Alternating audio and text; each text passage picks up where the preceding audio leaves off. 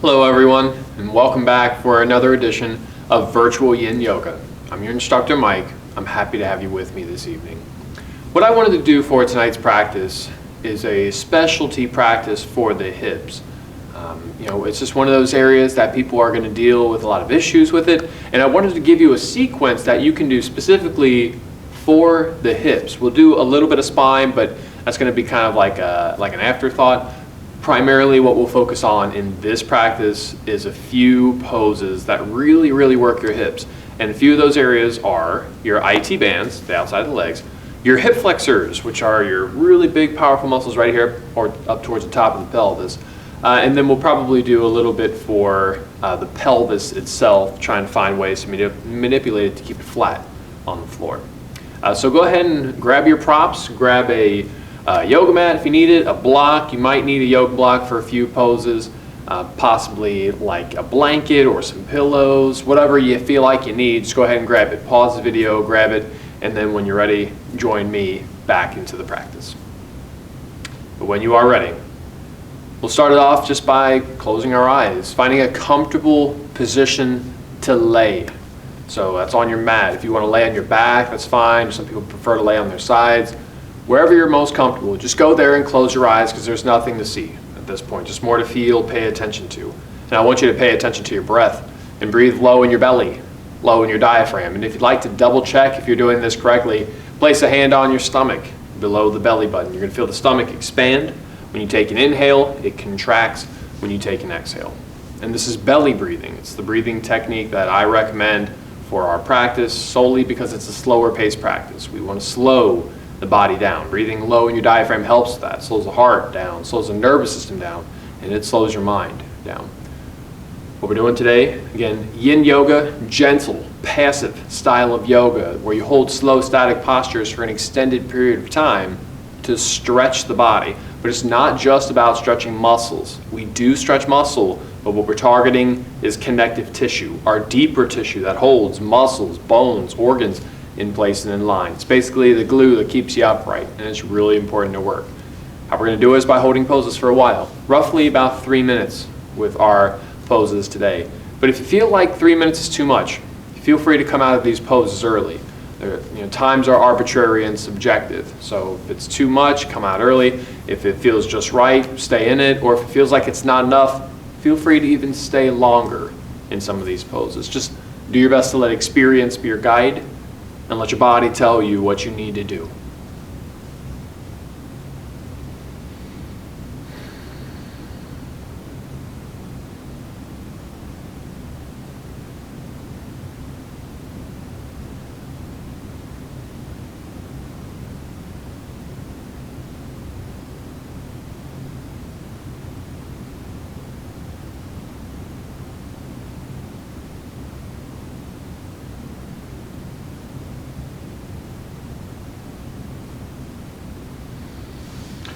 Go ahead and take a few deep breaths, and when you are ready, you can go ahead and open your eyes.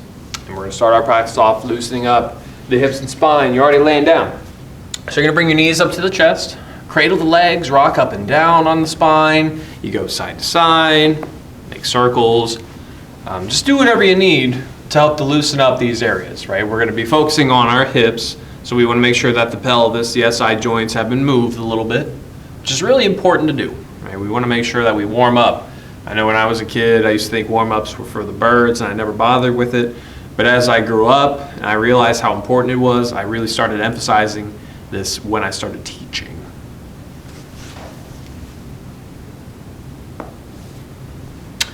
So what we're going to do to start our practice off, being that this is a hip series, I wanted to start it off with the IT bands. IT band is the outside of the leg. It runs from hip to knee. Iliotibial band is the name because it runs from ilium tibia, so just a broad stretch on the outside of your leg. But if you're doing this, you start feeling knee pain or possibly even hip pain, listen up to some modifications that I suggest so we can work around that. Right? I don't want you to push through anything that feels like it's localized stretching. Anything that feels like it's stretching directly in a joint is always overstretching, so keep that in mind throughout the practice. I was going to throw out Swan Pose today. We also call it Pigeon Pose, just depending on the style of yoga that you're doing at the time. But it is the outside of the front leg. And just for our record here, my left leg right now is in front. My right leg is behind. And there's a few ways to set this one up. One is to have the front leg shin parallel top of the mat, or you can always bend your knee, bring your foot close to your groins, whatever protects your knee and your hip, that's what I want you to do. Most often bending the knee is what's going to protect it, so please do that. And then lean forward. Hands first, elbows next. Head on a block, head on a pillow could come into play here, or a head on the floor if you can get all the way down. Your back leg can be adjusted too. It could be basically straight behind you, or you can have it brought up around you to the side. It's a slight adjustment in your pelvis here. There's more external rotation involved when the back leg starts to come around, whereas when the back leg is straight, the pelvis will come more internally. It's not like a better or worse thing, but one might feel a little bit better than the other, so just kind of play around with that and see which one's working for you today. But remember to breathe. With all these poses, everything we do, breathe into it and really ease into it. Don't worry about going as far as possible. I stress this all the time, but I would rather you understretch than overstretch any day of the week, so I don't want you to pull anything. Right? And unfortunately, I'm not there with you. Otherwise, I would say, hey, dial this back a little bit. And I usually will shout this out within the first pose too. The scale of stretching, this arbitrary scale that I've come up with, between 1 and 10. If 10 is your deepest stretch, go for 6 and 7 because you're just less likely to overstretch there. You're more likely to relax, to find a nice moderate stretch. It's not too much, it's not too little. It's one of those just right sensations. Obviously that's subjective because we're all different, but it's still worth experimenting just to find out where you need to be as the individual. And hang out here for about another minute. Just focus on the breath, really letting muscles soften while you're here.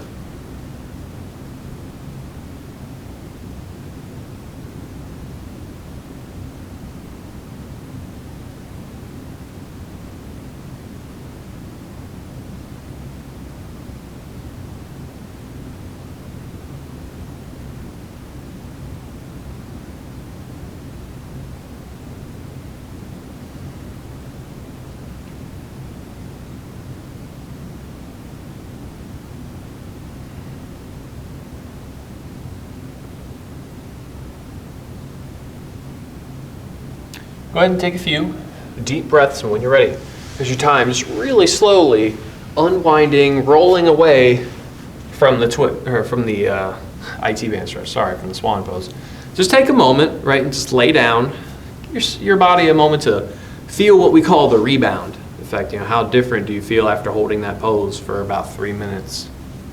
Just compare it to the other side, the one that we haven't stretched yet.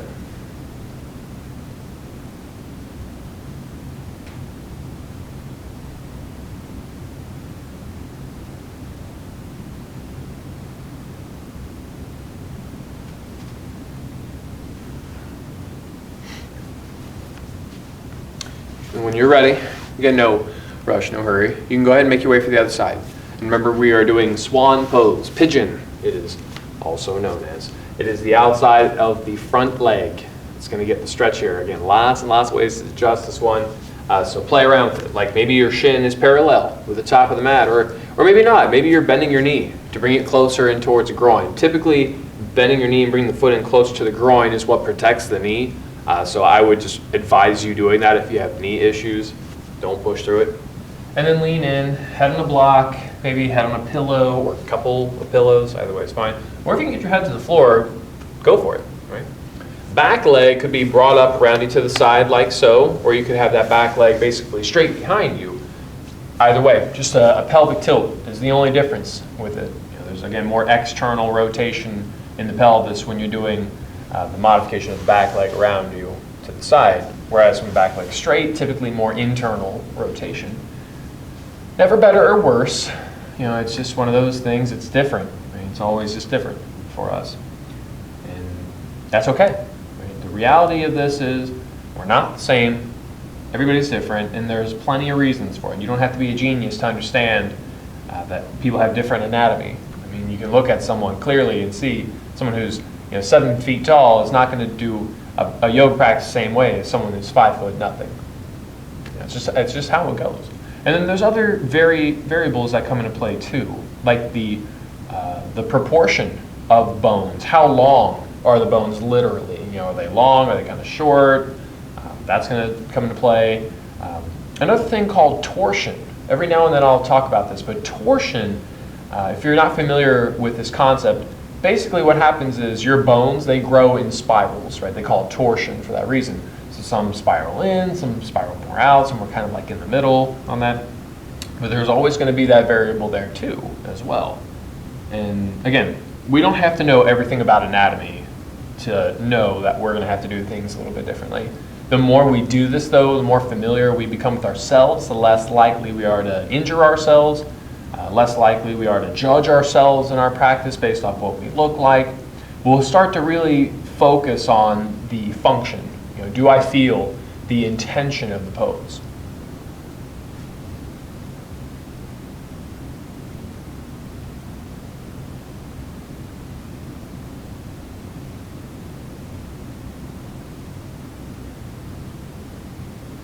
Another minute here. Just focus on the breath, right? Breathe and relax.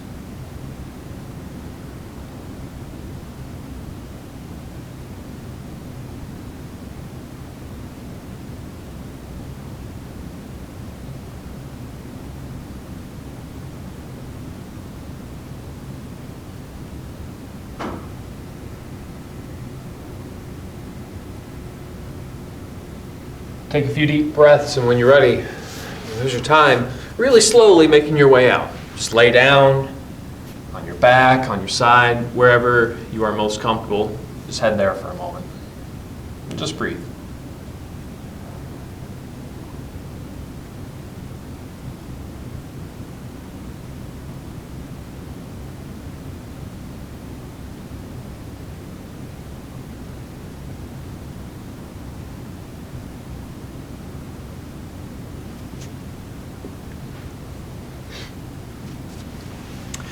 The next target area that we're going to focus on is going to be our hip flexors.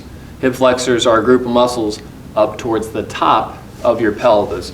They're next to the quad, really up high here, and actually they're within the pelvis itself.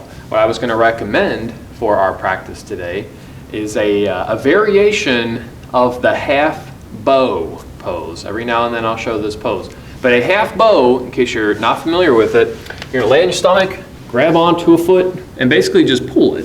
Right? The more you pull this leg, the more you're going to get. But how you're going to make this more about your hip flexor as opposed to your quad is playing around with this free leg, or the one that we're not grabbing. So what you're going to do is try to bring it up around you to the side to have the inside of the leg and the knee on the floor here. This bit of pelvic tilt will greatly tilt it in a way that favors stretching your hip flexors. And it might actually be too aggressive, so if it feels like it's too much, start to straighten that leg back out. So again, just kind of feel it out. Maybe over the course of the pose, you'll increase that one, but give it time. And then with this, if you can't really grab onto your foot, here's where the strap might come into play, or like a hand towel. If you got it, you can just loop it over that foot and pull on the prop. Whatever makes it easier, that's what you need to do. So whatever that happens to be, go for it. And try to get comfortable here. You don't have to pull as hard as possible to find a really deep stretch here. And in fact, this is the only way that I can actually do this pose. If I'm doing a half bow pose, I feel little to no stretch. I mean, it's to the point where I feel like I might as well just do something else. But if I tweak it up, I modify it by bringing this back leg, the free leg around me, with the inside of the knee on the floor, that's all I need really for it.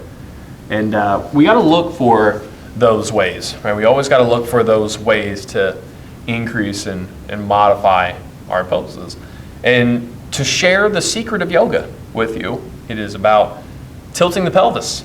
How do I tilt it? Do I tilt it forward? Do I tilt it back? Do I tilt it to a side? All of those are going to dial up the intensity, or possibly even dial back the intensity. Not a bad thing to experiment, though, right? It's just one of those things we just have to guess. We don't know until we try it out, and that's when we officially will know. About another minute here, just relaxing. Letting the muscles soften.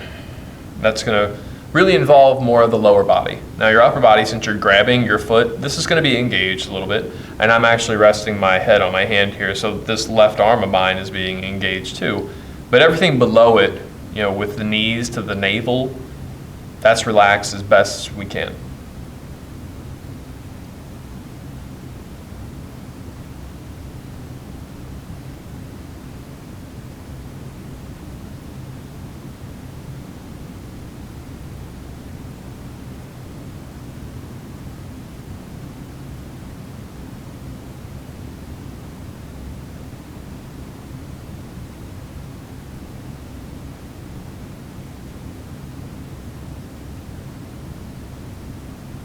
When you are ready, there's time.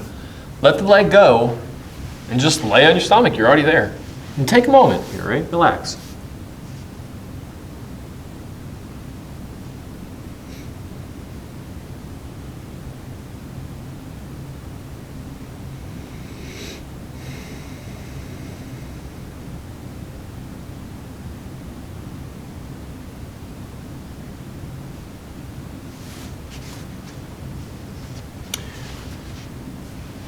When you're ready, we're going to make our way for the other side. Whatever side that happens to be for you, just so we all know, I'm on my right leg. So I'm going to reach back here, grab onto my right foot and pull it. And the more I pull, the more I get. It's going to be applied as well for you, right? So muscular effort is going to be required. If you can't grab the foot though, a strap or a hand towel will come into play. Just loop it over the ankle so you can pull on it so you don't have to reach all the way back. And sometimes it's not just because you're inflexible that you can't reach it. It's literally because maybe your arms are short. That happens. Right? There's another proportion thing that we have to take into account. And then remember the modification that we had suggested. Bringing your back leg around you to the side to have the inside of the knee and inner thigh on the floor here. That pelvic tilt is what dials up the intensity of this pose. Now I'm going to tweak it up a little bit further. Nothing too crazy. Basically, instead of just grabbing back with my right hand, I'm reaching back now with my left hand so I can rest my head into my right hand here. This is just a little bit more comfortable than laying directly onto the floor and on my face. Right? But if you're at your home and you got some pillows, you want to just lay your head on that, hey, there you go. Right? Try to find ways to make this practice as comfortable as possible. It's something I would always recommend. We don't have to make ourselves really uncomfortable to have a very beneficial practice. Now, there's going to be some discomfort. I joke around and I say it's a comfortable discomfort. It's a nice way of saying it kind of hurts, but I can deal with the pain because I know it's therapeutic. So just keep that in mind. Right? There's going to be a little bit of discomfort, but it should never be so strenuous to the point where you feel like you're going to hurt yourself. We don't want to hurt ourselves in any form of practice. Not just in yin, in any form of practice. So even when you're strengthening, just be mindful of the intensity of it. Now, you should feel sore after doing a strengthening kind of practice. But during the practice, you should never feel like you're going to hurt yourself, like you're going to push through something and accidentally injure yourself.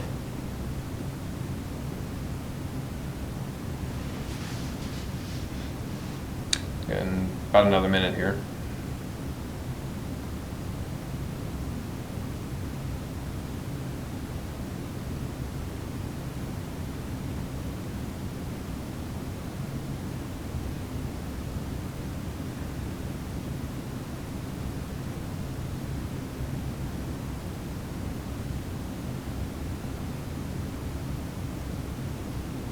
When you are ready, there's your time.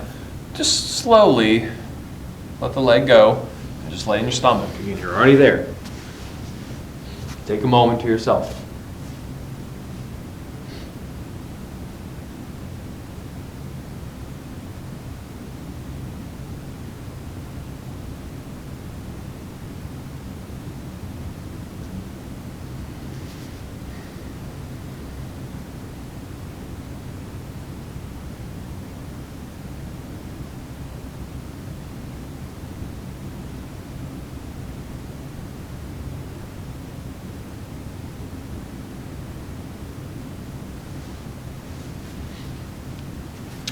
We have 2 more poses left. We should stretch the inner thighs and definitely do a back bend. Even though a back bend has nothing to do with the hips, it's still important because it's something you should be doing every single day. just to make sure that you're manipulating your spine, because if we don't move it, it's going to fall apart, unfortunately. And I hate to use that as a scare tactic, but that is just the reality of this. So 2 options that I can give you for an inner thigh stretch. This is dragonfly pose, and the reason why I'm personally going to do this one is for the inner thigh and the hamstring stretch. We're not really going to stretch the hamstrings directly, so maybe if you want to throw this one in, go for it. But another option for you is butterfly pose, with the soles of the feet brought together in front of you and you falling around in the pose. This is more inner thighs and back, whereas dragonfly is inner thighs and hamstrings and back. So whichever one you prefer to do. But be mindful of any localized straining, stretching pain. Often that's going to happen in a butterfly pose, maybe in your knees or in the back of the hips, the SI joints, which definitely you don't want to flare up. The whole point of doing this is to help open up the hips, right? So don't sacrifice your SI joints, your sacroiliac joint, to do the pose. And again, just breathe. Let gravity do the work for you. Those deep inhales, those deep exhales, really sinking into the pose, yielding to the stretch. I like to imagine I'm melting into the shape of the posture the more I relax into it. And maybe you can visualize that as well, literally just kind of forming into it. To quote Bruce Lee, who always said, "Be like water," I feel like that philosophy really hits home with something like yin. When you take water and you put it into a bowl, it forms into the shape of the bowl. Same deal with a glass. Whatever you put it in, that's what it's going to form directly into. So be like water, my friends.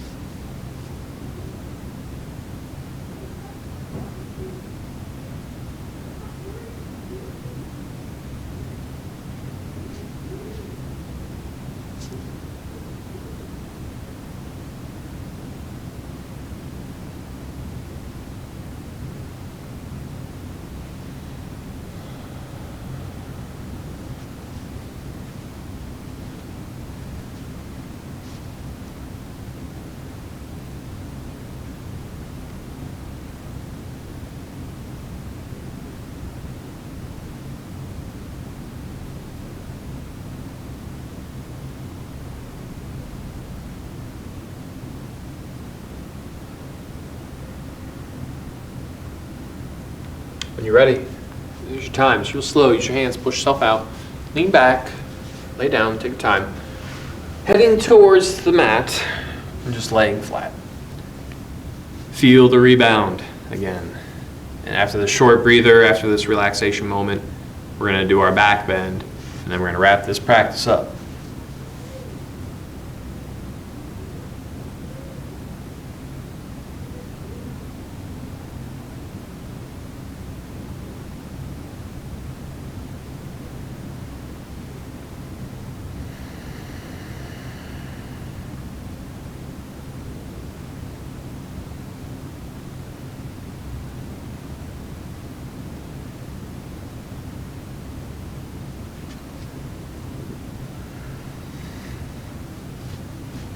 The back bend will be our last yin posture.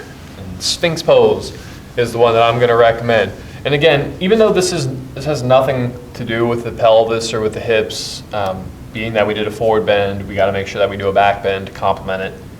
And even if your daily practice is more about a certain area of your body, like maybe you're really tight in your neck and shoulders, so that's something you stretch every day, or your hips, you're tight there, you do something every day. I would still always recommend at least one forward bend and one back bend. That's all you need to do when it comes to your spine, just to make sure you're maintaining its movement.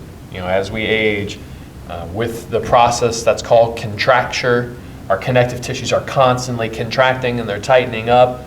So really it takes place everywhere, but if it's happening too much into our spines, our backs are going to scream at us. And I shout this statistic out a lot, but they say 80% of Americans are going to deal with debilitating back pain at some point in their life. So again, that's a lot. That's a huge portion of our country. And let's just expand that probably out, honestly, to any first world country that works a lot of desk jobs. That's the reason why we have so much back pain. And people sit all the time, but they don't work their spines because most people aren't really familiar with it. When people, even doctors, when they say your back hurts, they might show you a few stretches, but most of the time they're going to say strengthen your core, which is part of it.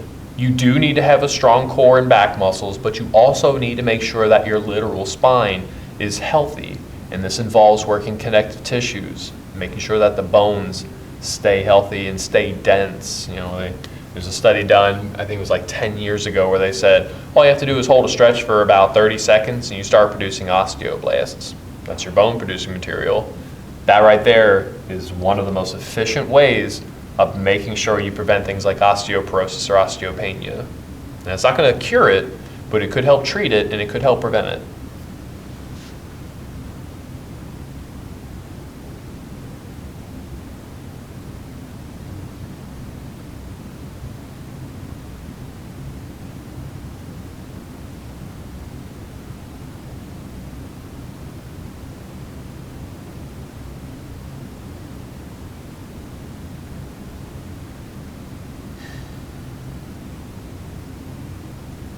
When you're ready, there's a time for you.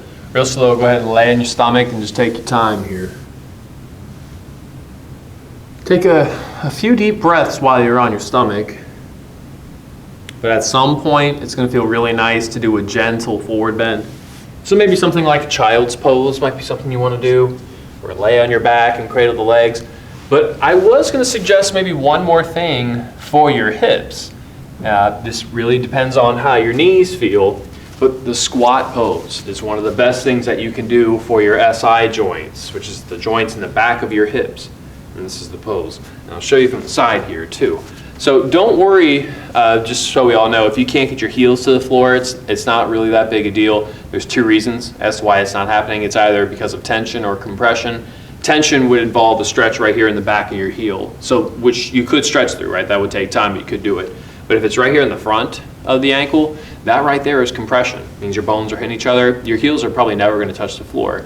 But you can always try to modify it by having more of a wider stance. Instead of having the toes directly in front of you, if you turn your feet out, sometimes you can work around that compression.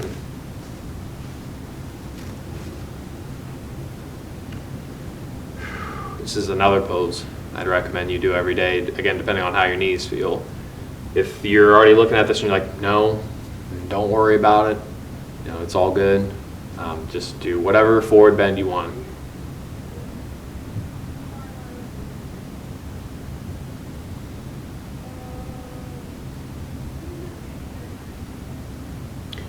When you're ready, we're at the end of our practice. The last thing we're going to do, Shavasana, corpse pose.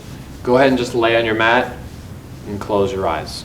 There's nothing to see at this point, but just more to feel and pay attention to.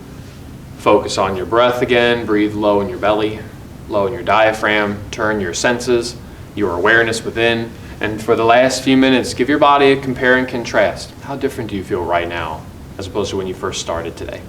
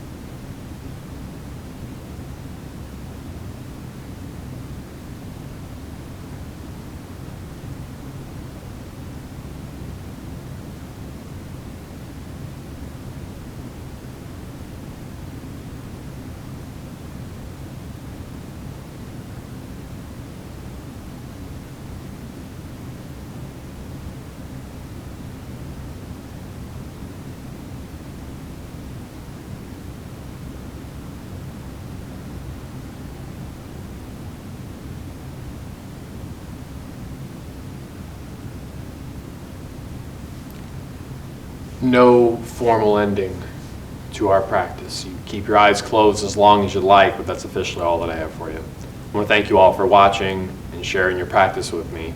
It has been my pleasure. Namaste.